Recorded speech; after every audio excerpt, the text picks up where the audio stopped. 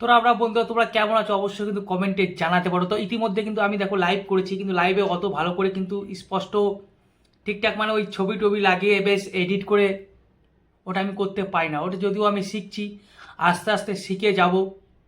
ঠিক আছে, তো এখন বিশেষ বিশেষ যে খবরটা নিয়ে আসছি, অনেকগুলোই খবর রয়েছে। যেমন রয়েছে, তোমাদের ইতিমধ্যে দেখলে যে পাকিস্তানের পিওকেতে হামলা করে ভাই জঙ্গিদের পুরো একদম নিকেশ করে দেওয়া হলো। এর পরের খবরগুলো কি হচ্ছে, এর পরের যে খবরটা দেবো তা হলো পাকিস্তান প্রধানমন্ত্রী, কি নাম, প্রধানমন্ত্রী তিনি ভাই তাদের সৈনিকদের খোলা ছাড় দিয়েছে প্রত্যাঘাতের জন্য, মানে ভারতের উপর হামলার জন্য।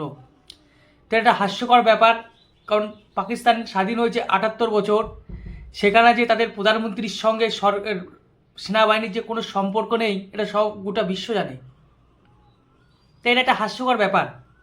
যদিও তারা সবুজ সংকেত দিয়েছে যে কোনো মুহূর্তে ভারতের উপর হামলা হতে পারে বা প্রত্যাঘাত করতে পারে।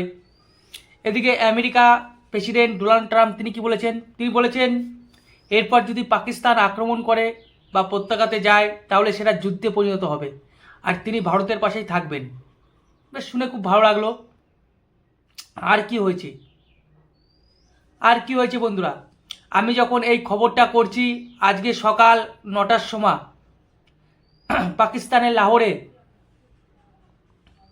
কি হলো, পাকিস্তানের লাহোরে কি হলো, আজ যখন আমি এই খবরটা তৈরি করছি, আমি তো ছাড়বো আজ সকাল 9টায়, আজকে বৃহস্পতিবার, আজকে সকাল 9টার সময় কি হলো, পর বিস্ফোরণ, 7 সকালে কেঁপে উঠল লাহোর, প্রাণ ভয়ে ঘরের বাইরে স্থানীয়রা, 3টি বিমানবন্দর বন্ধ হলো পাকিস্তানের। কারা করিয়েছে, কি করিয়েছে, এটা এখনো জানা যায়নি। তবে আজ সকাল 9টার সময় কিন্তু এই বিস্ফোরণ ঘটে। কি রয়েছে দেখো, পাক সংবাদন জিও নিউজ এবং সংবাদ সংস্থা রাইটার্সের প্রতিবেদনে এমনই জানানো হয়েছে। কি জানানো হয়েছে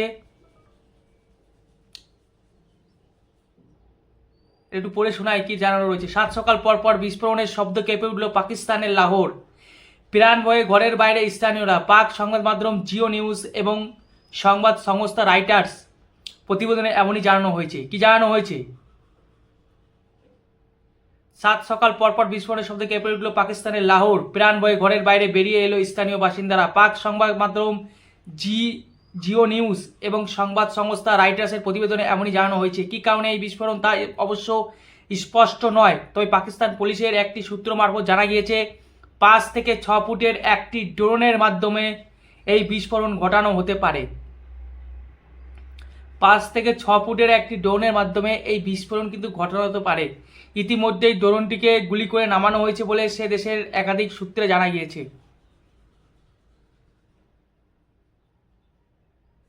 এতে গেলো একটা নিউজ। আর একটা নিউজ তোমাদের আমি দিয়ে দিই, সেটা ভিডিও দেখাবো না, এমনি মুখে বলে দিচ্ছি। ভারত যখন সিন্দুর লঞ্চ করেছিল তার কিছুক্ষণ পরই, কয়েক ঘন্টা পর, বালুচিস্তানে বালুচ লিবারেশন আর্মি ভাই পাকিস্তানি 12 জন সেনাবাহিনীকে খতম করে দেয়। সেই নিউজটা তোমাদের আমি একটু দিয়ে দিচ্ছি। এরপর কি হলো, এরপরে আসছে, আগেই বললাম যে আমাদের পাকিস্তানের যিনি প্রধানমন্ত্রী আছেন শাহবাজ শরীফ নাকি নাম, তিনি নাকি সবুজ সংকেত দিয়েছেন পাকিস্তানের সেনাবাহিনীকে যে কোনো মুহূর্তে ভারতের উপর প্রত্যাঘাতের জন্য। আর এটা হচ্ছে একটা হাস্যকর ব্যাপার, কারণ আমি আগেই বললাম যে দেশটি স্বাধীন হয়েছে ভারতের সঙ্গে 78 বছর বয়স হয়ে গেল, সেখানে যে পাকিস্তানের প্রধানমন্ত্রী একটা কাঠপুতলি, তার যে কোনো ক্ষমতা নেই, গোটা বিশ্ব জানে। সেখানে যে হত্যাকর্তা বিধাতা তা হলো আমাদের কি বলবো পাকিস্তানের সেনাবাহিনী। তো তারা এখন কি করবে দেখা যাক। অবশ্য আমাদের দেশের তরফ থেকে জানানো হয়েছে যে আমরা তাদেরকেই মেরেছি যারা নিরীহ মানুষদের মেরেছে, এখানে কোনো নিরীহ মানুষদের ভাই অ্যাটাক করা হয়নি, শুধুমাত্র জঙ্গিদের অ্যাটাক করা হয়েছে বা জঙ্গির পরিবারের লোকেরাই মরেছে, এখানে কোনো সাধারণ নাগরিক কিন্তু ভাই অ্যাটাক করেনি, মানে অ্যাটাক করা হয়নি বা তারা কিন্তু মরেনি, যারা মরেছে তারা সব ওই জঙ্গি লোকই। তো এরপর যদি পাকিস্তান কোনো একটু উঁচু করে একটু বাড়াবাড়ি করে, তাহলে পাকিস্তানকে তো দেখানো হলো টিলার, এরপরে কিন্তু ফুল মুভিটা ভারতবর্ষ দেখিয়ে দেবে। এবং আমেরিকার প্রেসিডেন্ট ডোনাল্ড ট্রাম্পও কিন্তু ইতিমধ্যে জানিয়ে দিয়েছে যে পাকিস্তান যদি কোনো কিছু করে তাহলে সেটা হবে যুদ্ধ, একেবারে যুদ্ধ, এবং আমি ভারতের পক্ষে আছি। ইসরায়েল যে ভারতের পক্ষে আছে তা তোমরা বুঝতে পেরেছো। ইসরায়েলের যিনি এমবেসির হেড আছেন তিনি বলেই দিয়েছেন যে ভারতের অভ্যন্তরীণ ব্যাপারে ভাই মানে প্রতিরক্ষার জন্য ভাই পাকিস্তানকে সাহায্য করার অধিকার আছে ভারতের। ইতিমধ্যে তোমরা সাথে জেনে গেছো। এবার কথা বলবো ভাই বাংলাদেশকে নিয়ে। বাংলাদেশ যে পাকিস্তানকে সাপোর্ট করছে এটা স্বাভাবিক, কারণ বাংলাদেশও হচ্ছে মুসলিম রাষ্ট্র, পাকিস্তানও হচ্ছে মুসলিম রাষ্ট্র, সেই হিসেবে সাপোর্ট করাটা ভাই স্বাভাবিক, এটা আমি কোনো কিছু খারাপ মনে করি না। কিন্তু তারা সাপোর্ট করতে গিয়ে তাদের যে গণমাধ্যম রয়েছে, ইউটিউবে দেখতে পাচ্ছি তাদের যে গণমাধ্যম রয়েছে তারা যে এত গাধা, এত গদ্দপ, এত মিথ্যা ছড়াতে পারে, এটা ভাই এইসব ইউটিউব চ্যানেল না দেখে বিশ্বাস করতে পারতাম না। প্রথম কথা বন্ধুরা, আমার দর্শকদের কাছে বাংলাদেশের এই সমস্ত মিডিয়া, নিউজ মিডিয়ারা কোন কোম্পানির গাঁজাটা খাচ্ছে, জাস্ট আমাকে কমেন্টে জানাও কোন কোম্পানির গাঁজাটা এরা পান করছে, আমার সেই গাঁজাটাই লাগবে। মানে পাকিস্তানের মিডিয়া, পাকিস্তানের লোকেরা বলছে যে ভারতীয় যুদ্ধ বিমান পাকিস্তানের অভ্যন্তর ভিতরে ঢুকতে দেওয়া হয়নি বা তারা ঢুকেওনি। সেখানে ভাই এদের বাংলাদেশের যে সমস্ত সংবাদ মাধ্যম রয়েছে আমি একটু জানিয়ে দিচ্ছি, তাদের হেডলাইনগুলোর কথা আমি একটু জানিয়ে দিই।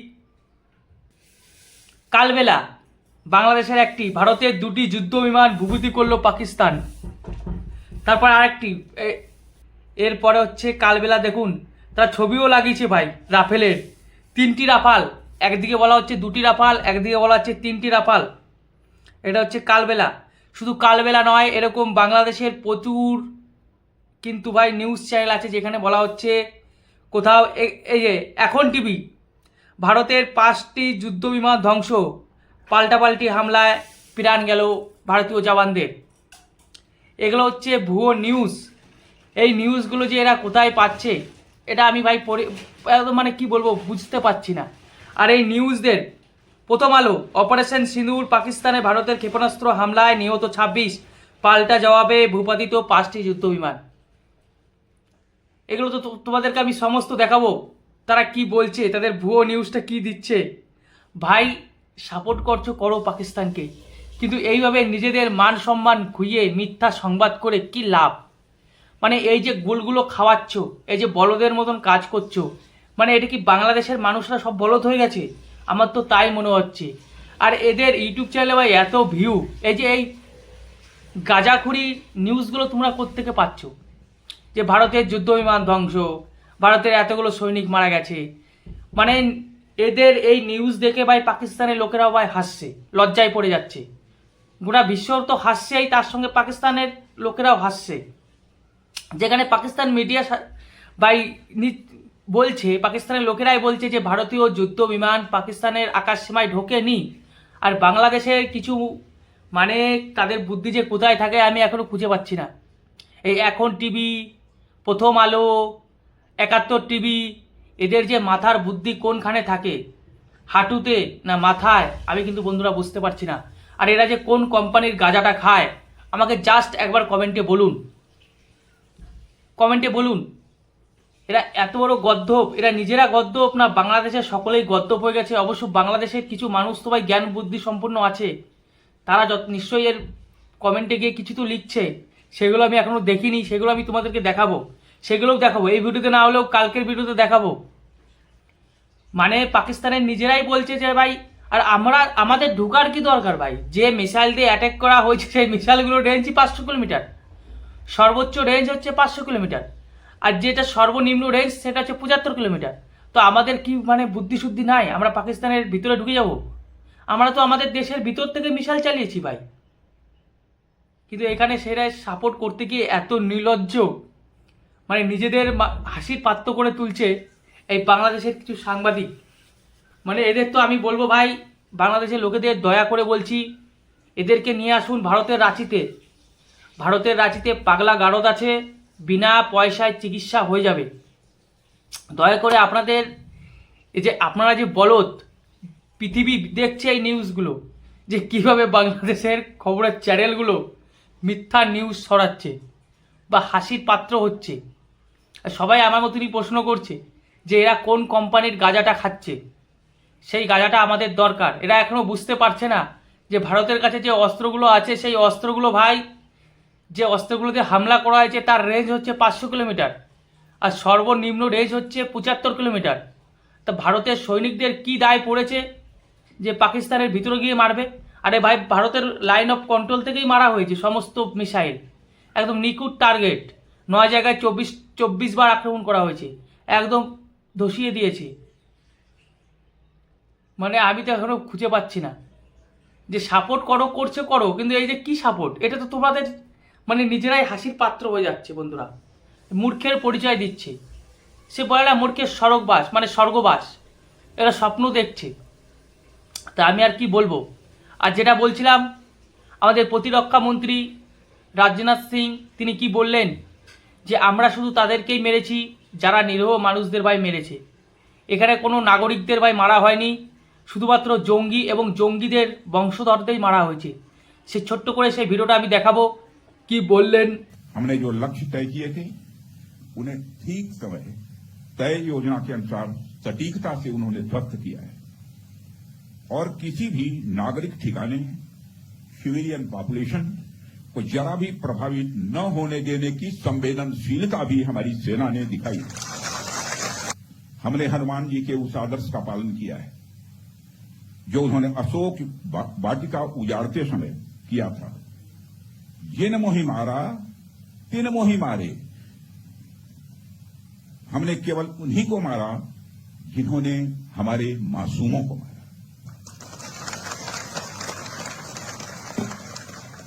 साथियों, प्रधानमंत्री श्री नरेंद्र मोदी के नेतृत्व में हमारी सेनाओं ने ऑपरेशन सिंदूर लॉन्च करके पहले की तरह ही इस बार भी आतंकियों को ट्रेनिंग देने वाले कैंप्स को तबाह करके करारा जवाब दिया है। আর এই বাংলাদেশিদের জন্য, মিডিয়ার জন্য কি বলবেন আপনারা? আর কমেন্টে আমাকে জানাও বন্ধুরা, বাংলাদেশের মিডিয়ারা কোন গাঁজাটা পান করছে, কোন কোম্পানির গাঁজাটা তারা খাচ্ছে। প্লিজ আমাকেও লাগবে ওই গাঁজাটা। আর এদিকে সবুজ সংকেত দিয়েছেন, আগেই বললাম, পাকিস্তানের প্রধানমন্ত্রী। অথচ পাকিস্তানের প্রধানমন্ত্রীর সঙ্গে সেনাবাহিনীর কোনো সম্পর্ক নাই তাদের, এটা হচ্ছে সবথেকে বড় কথা। তো দেখা যাক এখন কোন দিকে এগোয়। আমি তো খবরের জন্য আছি, আমি নিয়ে আসবো নিউজ। এখন মেঘলা মেঘলা আবহাওয়া, বুঝতেই পারছো। এবং রাজনাথ সিং আরও অনেক কিছু বলেছে যে আমাদের সবসময় যুদ্ধের জন্য প্রস্তুত থাকতে হবে। সত্যি কথায় যুদ্ধের জন্য প্রস্তুত থাকতে হবে। আমি আগেও বলেছি, ভারতবর্ষ এখন সমস্ত, দেখতেই তো পাচ্ছ, ঘরের দুয়ারে একজনও রয়েছে। পশ্চিমবঙ্গ থেকে ঢিল ছুলে বাংলাদেশে চলে যাবে, সেই হচ্ছে বাংলাদেশ। সেটাতে কি কি যে লাভ পাচ্ছে আমি তো খুঁজে পাচ্ছি না, এরকম খবর ছড়িয়ে। ও একদিকে ভালো হাসির একটা মজা পাচ্ছি, কমেডি, বইও হয় কমেডি, এখানেও কমেডি দেখতে পাচ্ছি। তারা যেভাবে মানে মনের আশা, মনের স্বপ্ন পূরণ করছে, করুক, আমরা হাসবো একটু, আর কি। তো রাখছি বন্ধুরা, তোমাদের মূল্যবান বক্তব্য রাখবেন। এই বাংলাদেশের মিডিয়াগুলো ঠিক কোন ধরনের গাঁজা খাচ্ছে আমাকে একটু যদি জানেন তো জানাবেন। তো রাখছি, রাম রাম, ভালো থাকুন, সুস্থ থাকুন, একসঙ্গে থাকুন, জোট বেঁধে থাকুন।